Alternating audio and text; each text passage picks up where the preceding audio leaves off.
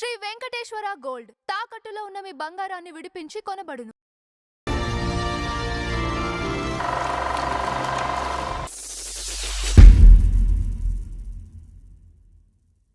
ఇప్పుడు సినిమాలన్నీ కరుణానిధి గారి దీంతో చేసి పార్టీలో చేరారని చెప్పారు కదండి.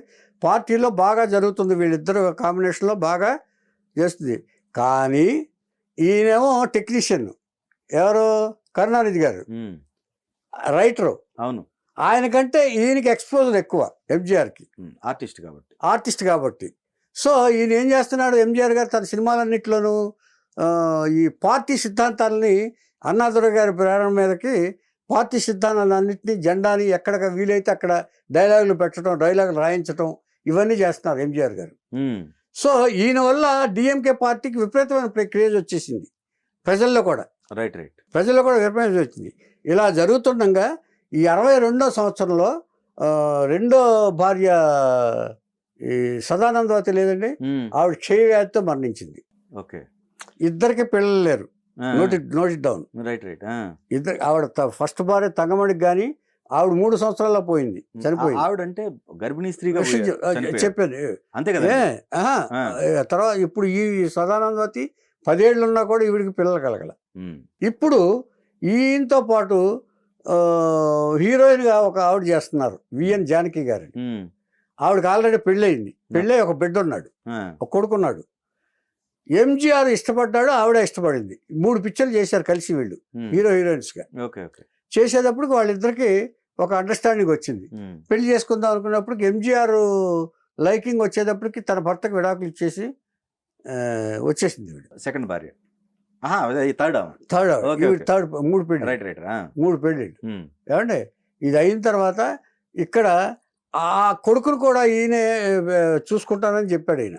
ఎవరు ఆ భార్య, ఆ భర్తకు పుట్టిన కొడుకును కూడా వీడు. ఇంకేదంటే ఈయన ఏం చేశాడంటే పిల్లలు పుట్టలేదు కాబట్టి, ముగ్గురికి పిల్లలు లేరు కాబట్టి అది చాలా బాధపడుతూ ఉండేవాడు. కానీ అందుకనే ఈ మధ్యాహ్న పిల్లలు భోజన పథకం ఇవన్నీ సడన్గా వచ్చినాయి కాదు. ఈ పిల్లలు లేకపోవటం వల్ల వచ్చిన ఈ పిల్లల్ని ఎంత బాగా చూస్తే పిల్లలు పుడతారేమో ఒకవేళ సెంటిమెంట్ తోటి ఇవన్నీ పిల్లలకి ఏం కావాలో స్కూల్ పిల్లలు కానీ చూసేవాడు ఆయన ఎంజీఆర్ గారు. ఏమండి ఇట్లా ఉంటుండగా అతను వచ్చారు. అది వచ్చిన తర్వాత ఈ పెళ్ళిళ్ళు అయిపోయినాయి. పెళ్ళి అయిపోయిన తర్వాత కానీ 4 అమ్మాయిలను మాత్రం ఈయన పెంచి పెళ్ళిళ్ళు చేశాడు ఆయన. బయట అమ్మాయిలు తీసుకుని లత, గీత పేర్లు ఏమన్నా 4 పెంచి ఇది పెళ్ళిళ్ళు చేసి పంపించాడు. ఇలా ఉంటుండగా ఈయన ఫస్ట్ టైం 67వ సంవత్సరంలో ఎమ్మెల్యేగా పోటీ చేస్తున్నాడు ఈ పార్టీలో. ఆ పోటీ చేస్తున్న టైంలో ఎంఆర్ రాధా ఎంజీఆర్తో ఒక సినిమా తీశాడు. ఎంఆర్ రాధా పెట్టత్తాన్ పిల్లయ్య అని, అంటే కంటేనే పిల్లల, మన తెలుగులో కూడా కంటేనే అమ్మ అంటే పిల్లని ఎలాగ సాముంటారు అలాగా పెట్టత్తాన్ పిల్లయ్య అంటే కంటేనే, కడుపులో కంటేనే పిల్లల అనేది ఒక టైటిల్తో సినిమా తీశారు. సినిమా తీశారు కానీ ఈయనకి ఎంఆర్ రాధా గారు ఒక పార్ట్నర్, ఫైనాన్స్ చేశాడు బాగా. దాంట్లో డబ్బులు రాలా ఎక్కువ, ఆయనకి డిస్ట్రిబ్యూటర్ నుంచి ఎక్కువ ఫైనాన్స్ ఏ కారణం చేతనైనా కానీ రాలా ఆయనకి. ఆయన సంతృప్తిగా లేడు. అదేలేండి. సో ఆ పార్ట్నర్ వాసు గారు పిలిచి, ఇలా లాభం లేదు, ఇప్పుడు నేను రికవర్ అవ్వాలంటే ఎంజీఆర్ ఇంకో సినిమా చేయాలి అని. ఈయన ద్రవిడ కళగం పార్టీ, పెరియార్ గారు లేడు, పెరియార్ గారు ద్రవిడ కళగం పార్టీ ఆయన పెద్ద మనిషి అక్కడ, వినోబా లాంటి పెద్ద మనిషి ఆయన. ఏమండి ఆ పెరియార్ పార్టీలో సభ్యుడు ఈయన. ఎవరు ఈయన అసలు మూలం డీకే, డిఎంకేకి మూలం డీకే తర్వాత డిఎంకే. అన్నాదురై సెపరేట్ అయ్యాడు. ఆ తర్వాత కరుణానిధి డిఎంకే పార్టీ చేసుకున్నాడు. ఆ తర్వాత ఈయన వెళ్ళి అటు ఏఐడిఎంకే వెళ్ళాడు, అది వేరే విషయం. ఏమండి ఆ సినిమా చేసినప్పుడు 4 గంటలకు రమ్మన్నాడు ఎంజీఆర్ గారు. వెళ్ళారు. ఆ వాసు ఇంట్లోనే పడుకుని మధ్యాహ్నం భోజనం చేసి శుభ్రంగా ఎంజీఆర్తో మాట్లాడదాం రమ్మని తీసుకుని ఆ ప్రొడ్యూసర్ ఏది పెట్టత్తాన్ పెళ్ళయ్య పార్ట్నర్ ఉన్నాడు కదా, ఆ ప్రొడ్యూసర్ని తీసుకుని వచ్చి ఇక్కడికి ఇంటికి వచ్చారు, ఎంజీఆర్ ఇంటికి. వాళ్ళు కూర్చోబెట్టి మాట్లాడుతున్నాడు ఎంజీఆర్ గారు. ఈ రాధా మాత్రం అసహనంగా తిరుగుతున్నాడు, ఏదో అటు ఇటు తిరుగుతున్నాడు. ఏంటి రాధా, ఏంటన్నా అన్న అంటాడు ఆయన. ఏంటన్నా అటు ఇటు తిరుగుతున్నావు, ఏం లేదని గబుక్కుని సడన్ గా తీసి పిస్టల్ తీసి కాల్చేశాడు ఆయన, ఎంజిఆర్. అందరూ షాక్. రెండు షాట్లు కాల్చేశాడు ఓకే. అని మళ్ళీ తనని కాల్ చేసుకున్నాడు. ఓకే. కాల్ చేసుకుని అందరూ షాక్, అందరూ పరిగెడుతున్నారు. ఎంజిఆర్ గారిని తీసుకుని ఇమ్మీడియట్ గా కారులో హాస్పిటల్కి తీసుకెళ్లిపోయారు. ఇక ఈయన్ని కూడా తర్వాత పోలీసులు వచ్చి ఇమ్మీడియట్ గా ఇదే ఆయన రాయపాట హాస్పిటల్కి వెళ్ళిపోయాడు. ఈయన కూడా తీసుకుని రాయపాట హాస్పిటల్కి వెళ్ళిపోయారు. ఇవన్నీ అయిన తర్వాత ఈ కాల్చిన తర్వాత భార్యకి తెలిసింది, రాధిక ఆయన కూతురే, భార్యకి తెలిసింది. అదేంటి అన్నది కాల్చడం ఏంటని ఆవిడ చాలా బాధపడ్డారు. ఎంజిఆర్ని కాల్చడం ఏంటి అసలు, ఏమైనా అర్థవంతంగా బుద్ధి ఉందా లేదా ఈయనకి అంటూ గబగబా హాస్పిటల్కి వచ్చింది. హాస్పిటల్కి వచ్చి ముందు భర్తను చూడటానికి వెళ్ళాల, ఎంజిఆర్ గారిని చూడటానికి వెళ్ళారు ఇద్దరు, రాధికాను ఈవిడ ఎవరో భార్య గీత, మూడో భార్య. వీళ్ళు కూడా అంతా నంబర్ ఆఫ్ ఇవి ఉంటాయి వాళ్ళ దాంట్లో చెప్పుకున్నాం. అవును, వెళ్ళారు, ఏడుస్తూ వచ్చారు వాళ్ళు. ఇక్కడ ప్రేక్షకులకి రాధిక అంటే హీరోయిన్ రాధిక అనేది, హీరోయిన్ రాధిక తండ్రి ఎంఆర్ రాధా. అదే అందరికి తెలిసిందే. అదే మళ్ళీ ఒకసారి గుర్తు చేస్తున్నా, ఎంఆర్ రాధా కూతురే రాధిక, మన హీరోయిన్ రాధిక, శరత్ కుమార్ భార్య. రైట్. ఏమండి, ఆ రాధిక గారి అమ్మ పేరు గీత గారు.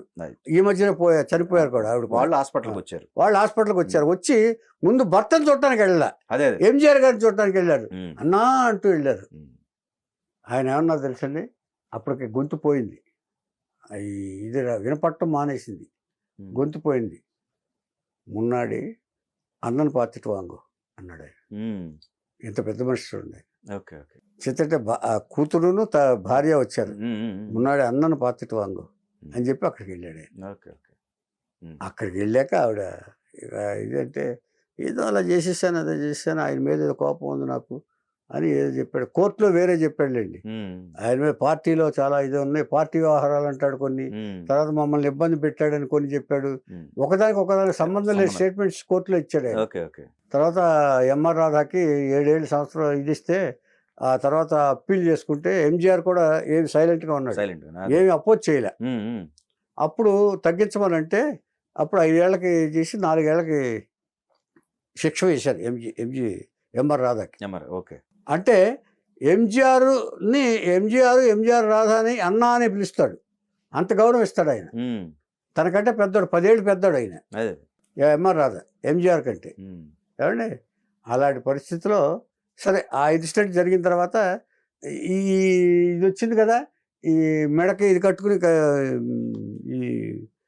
ఈ బుల్లెట్ ఇది కట్టుకుని ప్రచారం చేసేటప్పుడు విపరీతమైన మెజార్టీతో గెలిచిపోయాడు ఫస్ట్ టైం ఎమ్మెల్యే ఎంజిఆర్. ఈ ఎంజిఆర్ ఈ సినిమాల్లో ఈ పార్టీ గురించి ఇచ్చేయటం, ఎంజిఆర్కి విపరీతమైన అభిమానులు పెరిగిపోయి, పార్టీలో కూడా అందరూ ఎంజిఆర్ వల్లే పార్టీ నడుస్తుంది, ఎంజిఆర్ వల్లేని అన్నాధరే కూడా ఇచ్చేయటం ఇలా ఉంటుండగా 67లో ఎలక్షన్ జరిగింది. 69లో ఆ పార్టీ ముఖ్యమంత్రి ప్లస్ పార్టీ అధ్యక్షుడు అన్నాధరే చనిపోయాడు. అన్నాధరే చనిపోయిన తర్వాత నెక్స్ట్ కరుణానిధి అధ్యక్షుడయ్యాడు ఆ పార్టీ, డిఎంకే పార్టీ. డిఎంకేకి పార్టీకి మొదటి స్థాపించింది అన్నాదురై, సిఎన్ అన్నాదురై. ఆయన మొదటి ముఖ్యమంత్రి కూడా డిఎంకే పార్టీకి. ఆ తర్వాత వారసత్వంగా ఇది కరుణానిధి గారికి వచ్చింది. బికాస్ ఆయన సాహిత్యవేత్త, మొత్తం పెద్దవాడు, ఫస్ట్ నుంచి పార్టీలో ఉన్నాడు.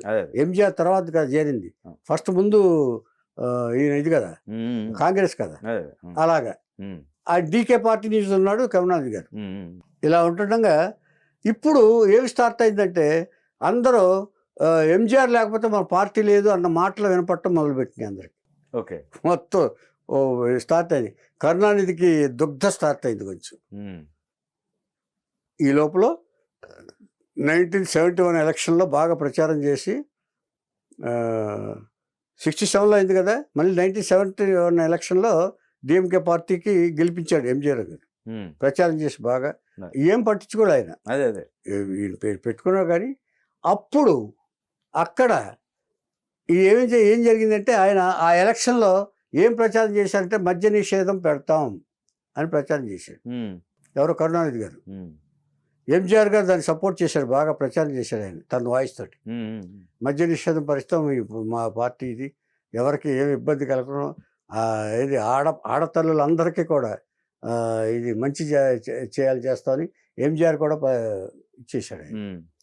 ఇది చేసిన తర్వాత ఆ తర్వాత ఆ మద్య నిషేధం తీసేస్తే నీ గవర్నమెంట్కి ఆర్థికంగా మొత్తం అవుట్ అని చెప్పేసి ఎవరో సలహా ఇచ్చారు కరుణానిధికి.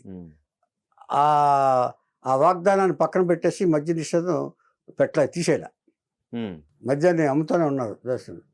ఇది ఎంజీఆర్ ఇదేంటిది మనం ఏం చెప్పాము, మనం చెప్పిన మాట నిలబెట్టుకోవాలి కదా, ప్రజలు మనం నమ్మి కదా ఓటేశారు, ఇది మీరు మద్య నిషేధం పెట్టకపోతే లాభం లేదు. ఏది కుదరదయ్యా రామచంద్రన్, ఎలాగైనా కుదరదు. ఎందుకంటే మన గవర్నమెంట్ ఆర్థికంగా ఇదైపోద్ది, మనం ప్రజల కోసమే కదా మనం చెప్పేది, అంచేత మద్య నిషేధం పెట్టకూడదు అని చేశారు. ఆయన ఇంకోటి అడిగాడు, నాకు హెల్త్ మినిస్టర్ ఇస్తే హెల్త్ ఈ పేదలకి వీళ్ళకి హెల్త్ గురించి నేను ఆలోచిస్తాను, కొంచెం నాకు ఆ శాఖ కూడా ఇవ్వండి, ఇస్తే వీలైతే నాకు అని రిక్వెస్ట్ చేశాడు ఎంజి రామచంద్రన్. అది ఇవ్వనన్నాడు. అది ఇవ్వనని పార్టీకి వ్యతిరేకంగా చేస్తున్నారని చెప్పేసి పార్టీ నుంచి బహిష్కరించాడు ఆయన. ఇవన్నీ అడుగుతున్నాడని అదేలే ఆ పార్టీని ఎప్పుడు 1973లో బహిష్కరించాడు ఆయన.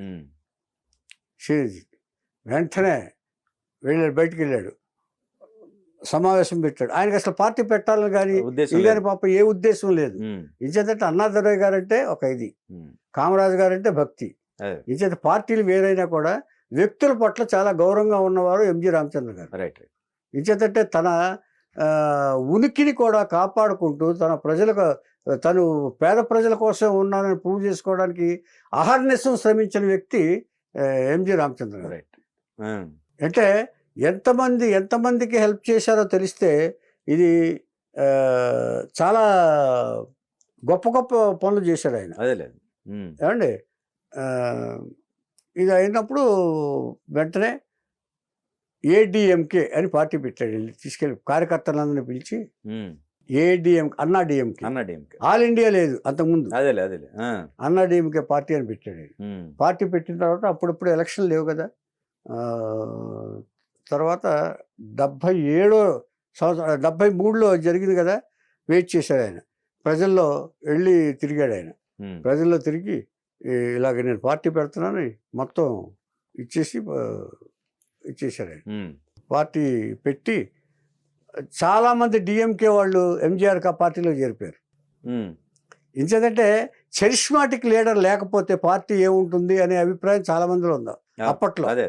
మా చరిష్మాటిక్ లీడరు ఇప్పుడు రేపు ఖచ్చితంగా ఎంజీఆర్ గారు మమ్మల్ని కొట్టి ఆయన నెగ్గేస్తాడు అని అందరిలోనే అభిప్రాయం ఉంది.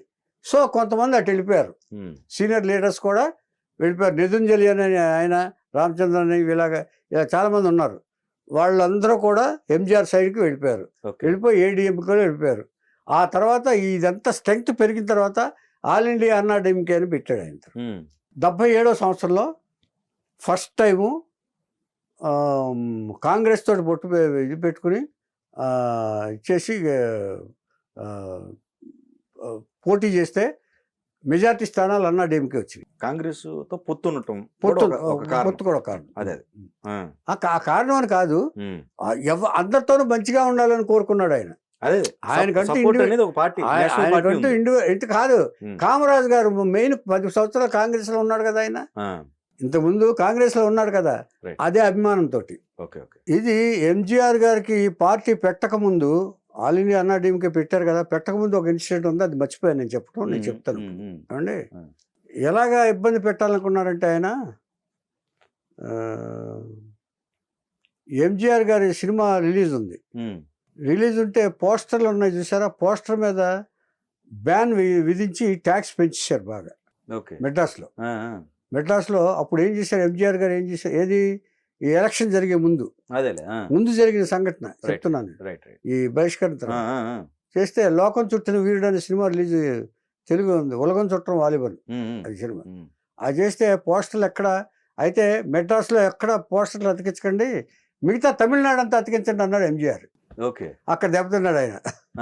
మెడ్రాస్లోనే అనుకుని ఆయన ట్యాక్స్ వేశారు ఆయన. ఈ ఎంజీఆర్ తెలుగు ఏం చేశారు, మిగతా వాటిలో బ్యాన్ లేదుగా, మిగతా ఏరియాస్లో మిగతా ఏరియాస్లన్నీ ఇచ్చేశారు. దీనికి కారణం ఏంటంటే ఒక డిఎంకే క్యాండిడేట్ చనిపోతే ఏడిఎంకే క్యాండిడేట్ని నిలబెట్టాడు అక్కడ ఎంజీఆర్.